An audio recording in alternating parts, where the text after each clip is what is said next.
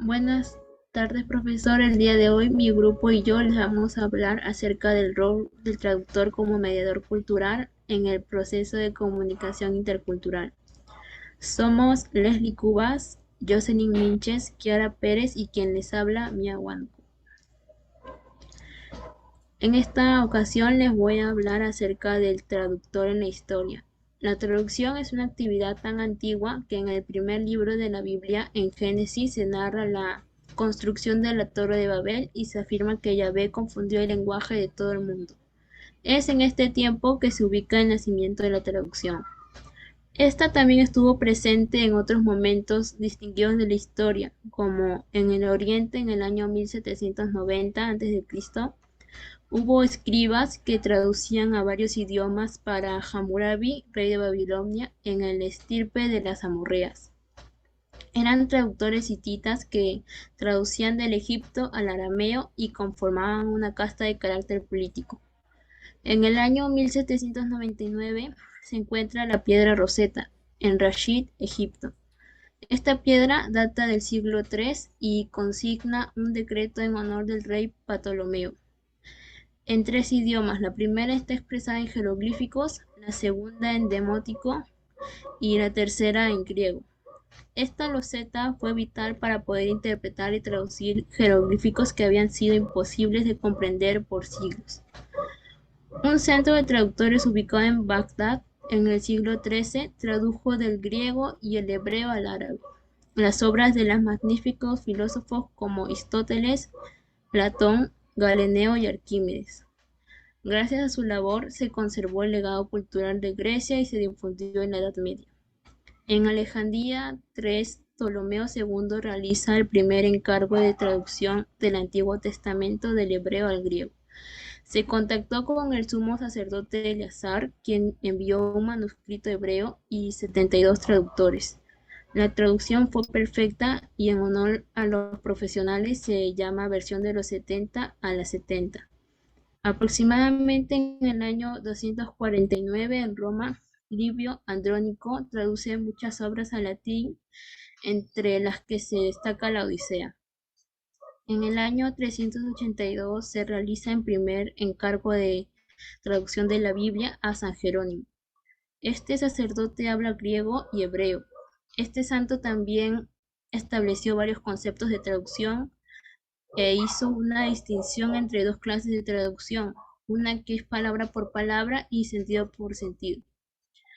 Además, en España ha sido crucial para el desarrollo de la traducción como profesión, ya que en el siglo XII se fundió la Escuela de Traductores de Toledo, la cual formó grupos de traducción de textos árabes y judíos al español, catalán y latín. Esta escuela atravesó dos etapas. La primera fue impulsada por el arzobispo don Raimundo. En esta fase se tradujeron obras de Aristóteles, el Corán y los santos del Antiguo Testamento. En la segunda etapa del siglo XIII se realizaron traducciones sobre astronomía, física, matemática y alquimia. La fundación de la Escuela de Traductores de Toledo fue significativa para el progreso de la comunicación intercultural. Otra etapa de avances fue el Renacimiento, gracias a la invención de la imprenta. Por otro lado, en el siglo XV y XVI, los intérpretes tuvieron un rol elemental en la conquista de América Latina y Central. España les otorgó el título 29 de la recompilación de las leyes de las Indias en 1680, el cual reglamenta el trabajo de los intérpretes. En el siglo XIX se desarrolla un sentimiento nacionalista que se traslada a las traducciones. Se recupera el respeto por la diversidad de dialectos, la fidelidad y las peculiaridades del autor, que se habían perdido durante los siglos XVII y XVIII. Hasta el siglo XIX la traducción estaba conectada con la religión, la cultura y la religión. Sin embargo, con el paso del tiempo, esta se extendió hacia la tecnología y la ciencia. Con el fin de acelerar el proceso de traducción, se desarrollaron programas como WordFast, SDLX y Trados. A lo largo del tiempo, la traducción ha recorrido cada continente y ha contribuido con las diferentes culturas. Esta profesión se ha adaptado a cada época con el fin de promover el desarrollo de los pueblos y la integración de diversas sociedades. Ahora les paso con mi compañera Leslie. Bueno, ahora les voy a hablar sobre la relación entre lengua y cultura.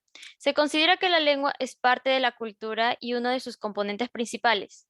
El concepto de cultura es extenso y muestra en distintas definiciones que diversos antropólogos, sociólogos y estudiosos del mundo han proporcionado por décadas. Según Frege, en 1981, nos dice que una cultura se aprende, se enseña y se adquiere. Los patrones culturales varían y es importante adaptarse debido a que la cultura es un hecho universal de los grupos humanos y las sociedades. Los conceptos cultura y lengua están unidos en el desarrollo de comunicación y en las percepciones de los comunicadores. Se debe a que el acto comunicativo se desarrolla en un contexto sociocultural donde una cantidad de participantes comparten patrones, comportamientos y suposiciones culturales. Las comunicaciones interculturales presentan desafíos debido a las grandes, diversas, establecidas entre los sistemas sociales. Frente a esta situación, el profesional debe decidir cómo solucionar los conflictos culturales que surgen y realizan presuposiciones acertadas. Es decir, debe reconocer que conceptos culturales comparten el lector del texto fuente y el lector de la traducción, y qué conceptos son necesarios aclarar para una mayor comprensión del texto y traducido. Por ejemplo, si en el texto se menciona la Casa Blanca, no será necesario aclarar que es un lugar residencial de trabajo del presidente de Estados Unidos, por ser un término compartido a nivel internacional. De lo contrario, si se menciona a Medicare, es probable que el traductor explique que es un programa de seguro social proporcionado por el gobierno de los Estados Unidos, ya que posiblemente no todos los lectores conozcan este programa. Hattin y Mason en 1995 nos dicen que definen a la intertextualidad como las relaciones entre las ocurrencias textuales. Por ejemplo, si se debe traducir la frase, no es tan grande, es una señora de las 4 décadas. Para los lectores asiáticos es probable que en el texto traducido el traductor realice una aclaración acerca del cantante Ricardo Arjona y su canción Señora de las 4 décadas. Posiblemente el lector asiático no puede establecer una relación textual entre el discurso y la canción debido a que pertenece a una cultura distinta. Teniendo en cuenta lo mencionado, se puede considerar que la diferencia entre culturas es un factor negativo para el traductor. Sin embargo, la autora Luna nos demuestra lo contrario en su libro Temas de Traducción 2002. Esta autora opina que la actividad traductora se desenvuelve en el entorno de la diferencia. El profesional deberá tener en cuenta distintos aspectos donde se manifiesta la alte- alteridad como el traductor foránea, que refleja los distintos patrones culturales. La diferencia espacial y temporal entre el texto origen y el texto meta, y la ideología que puede compartir o no el autor como el traductor. Las diferencias idiolectales entre textos y el par idiomático para traducir son dos aspectos donde la alteridad también se observa. Por ejemplo, no es lo mismo traducir entre lenguas romances del francés al español que de una lengua común a un romance de inglés al español. Rosa Luna, 2002, nos dice que presenta dos métodos de traducción que reflejan la relación entre cultura y lengua. El primer método de extranjerización considera que hacer comprender al otro implica mantener las diferencias culturales.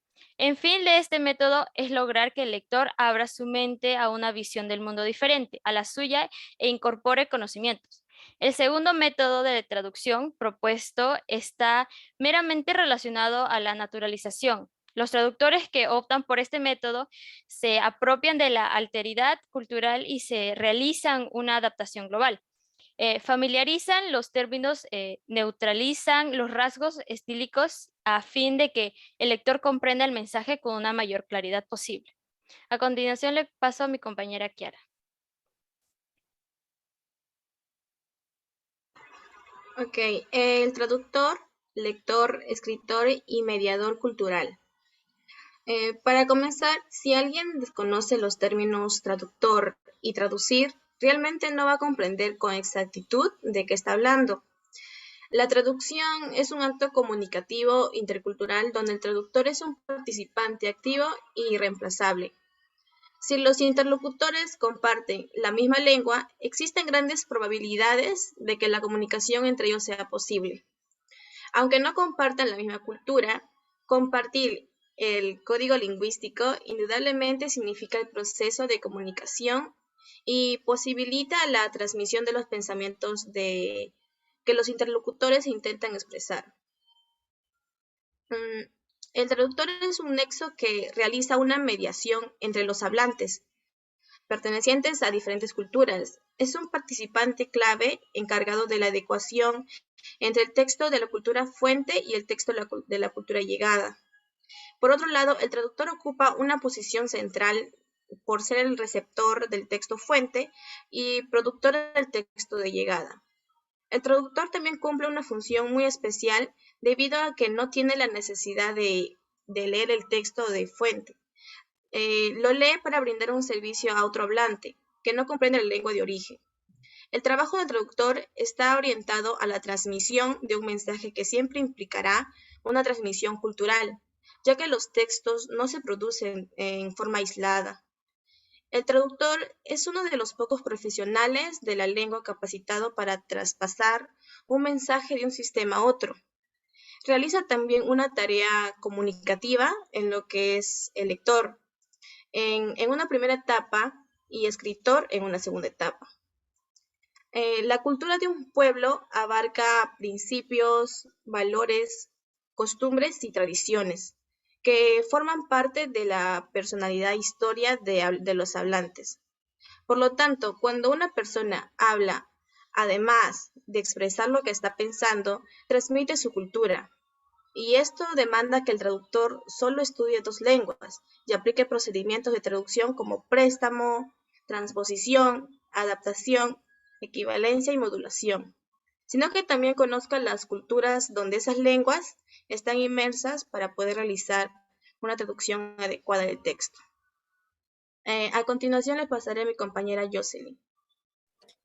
Muy buenas noches, profesor. Mi nombre es Jocelyn Micha Rodríguez y en esta ocasión yo les voy a hablar acerca de la competencia traductora. En 1995 se formó un grupo llamado Acquisition of Translation Competence and Evaluation, que en español sería adquisición de competencias y evaluación. Esto para investigar acerca de la adquisición de las competencias traductoras, es decir, se creó para alcanzar sus principales objetivos, que son crear un modelo que defina al traductor como profesional y dos, crear un modelo que describa como los traductores profesionales que adquieran las competencias productoras. Se considera la competencia traductora como un conocimiento experto, por ende, abarca conocimiento procesal y declarativo. Pero, ¿qué es un conocimiento procesal y declarativo? El conocimiento procesal es un conocimiento sobre cómo hacer cosas. Por ejemplo, tú ya vienes instruido de cómo jugar vóley. En segundo sería el conocimiento declarativo. Consiste en el conocimiento de hechos, conceptos o ideas conocidos conscientemente como preposiciones. Un ejemplo sería acerca de un tema. Tú sabes de ese tema, sabes los hechos y sabes los conceptos, entonces podrías hablar fluidamente y ejercer el control declarativo. El concepto de competencia traductora es más complejo de lo que creen, ya que está formada por competencias subbilingües, extralingüísticas, conocimientos sobre traducción instrumental, físico, lógica y estratégica. Cuando un profesional realiza una traducción, estas subcompetencias se interrelacionan estableciendo una jerarquía de importancia según el trabajo y de estas surgen variaciones que dependen de un texto o de una fuente.